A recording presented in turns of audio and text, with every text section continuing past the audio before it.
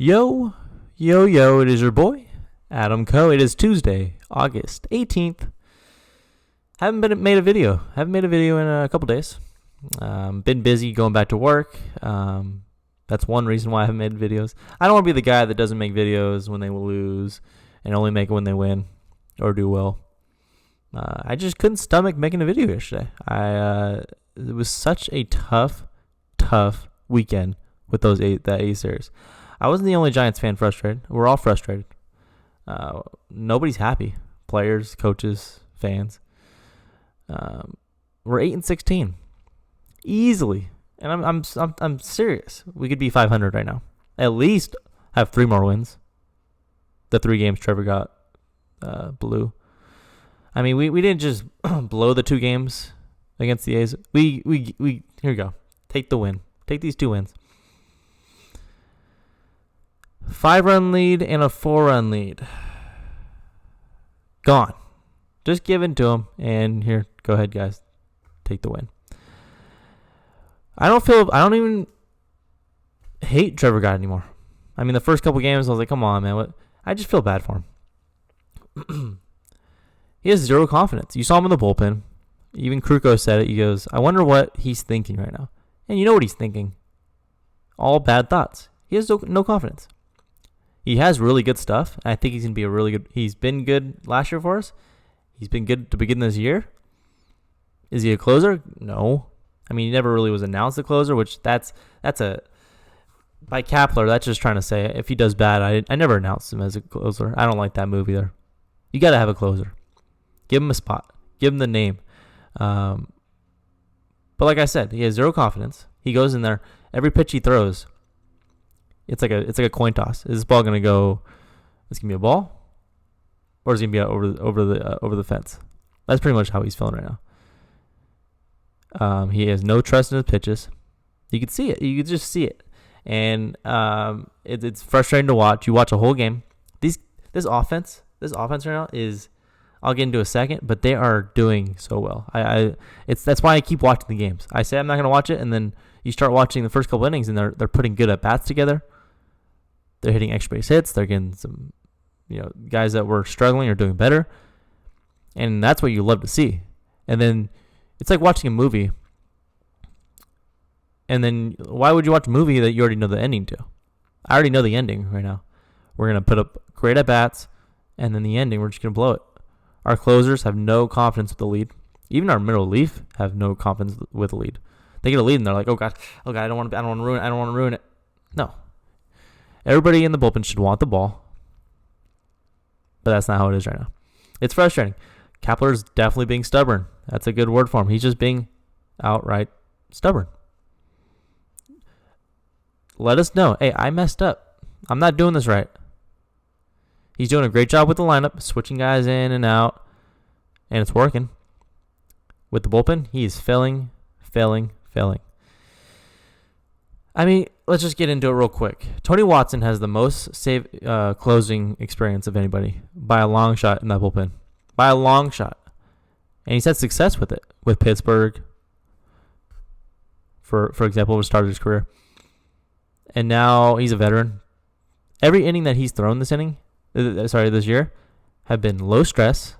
Not low stress situation. It's been 8th inning with the lead.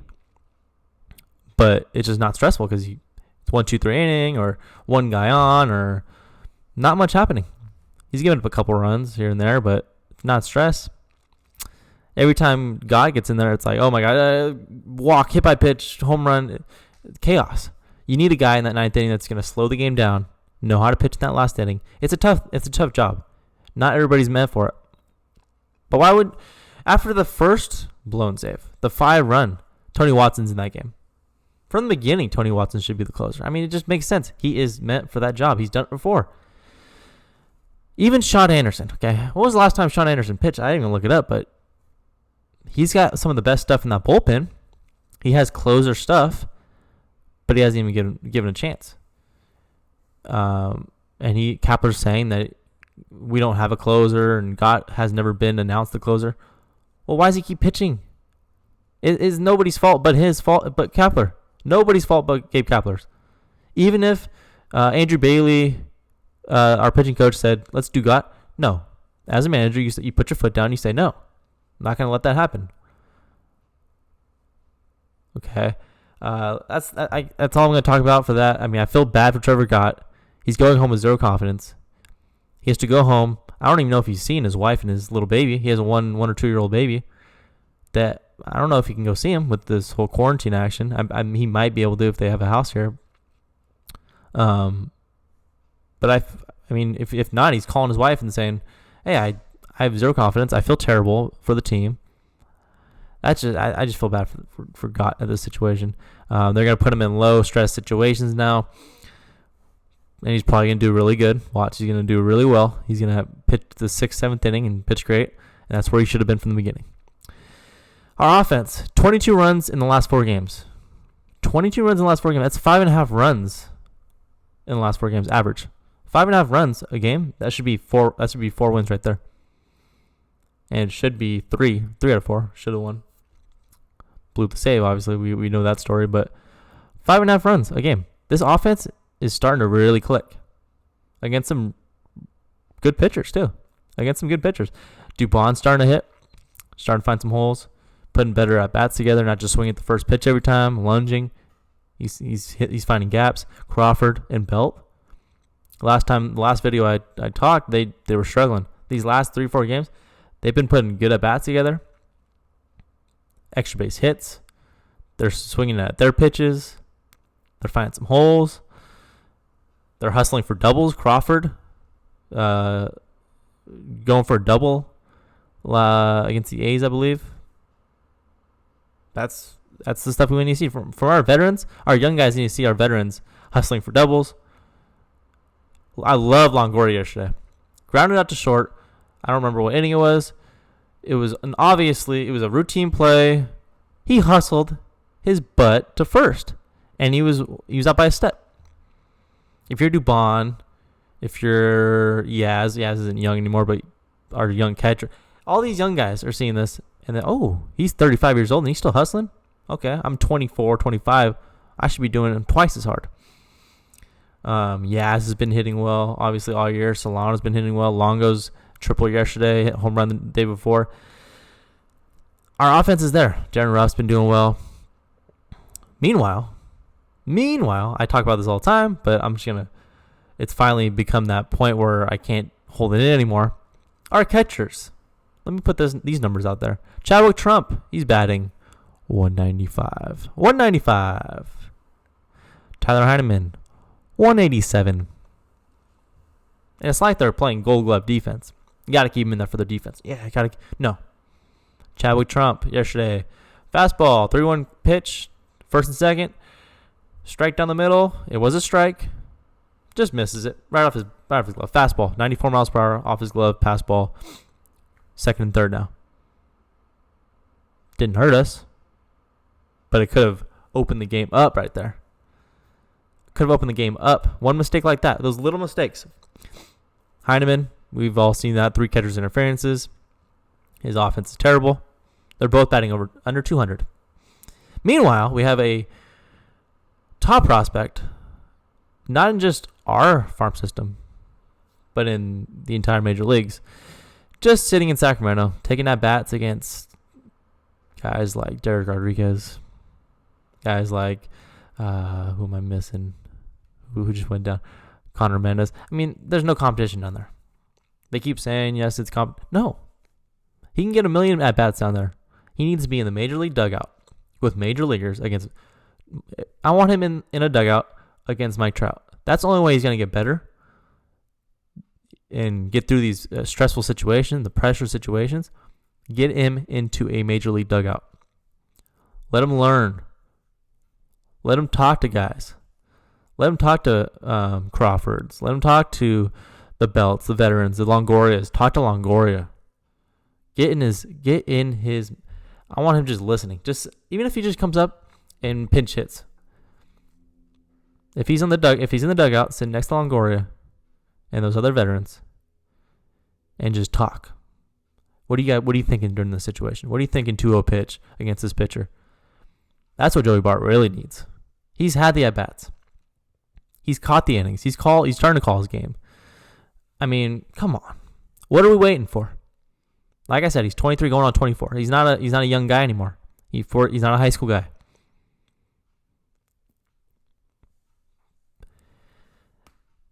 It's frustrating. It really is.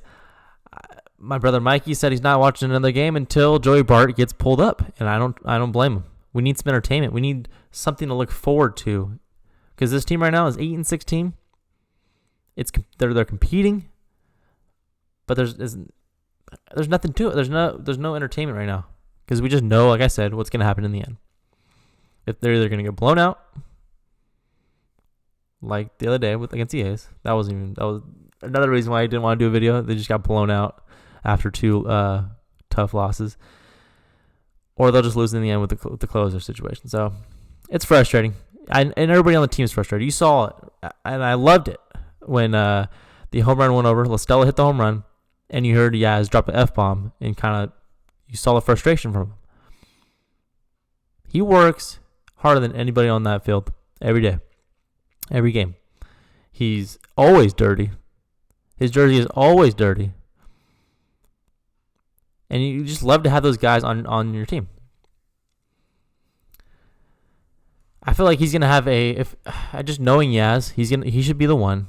He doesn't need to be. He's only a second-year guy, but I think he should just have a closed door meeting, players only, and just talk about competing.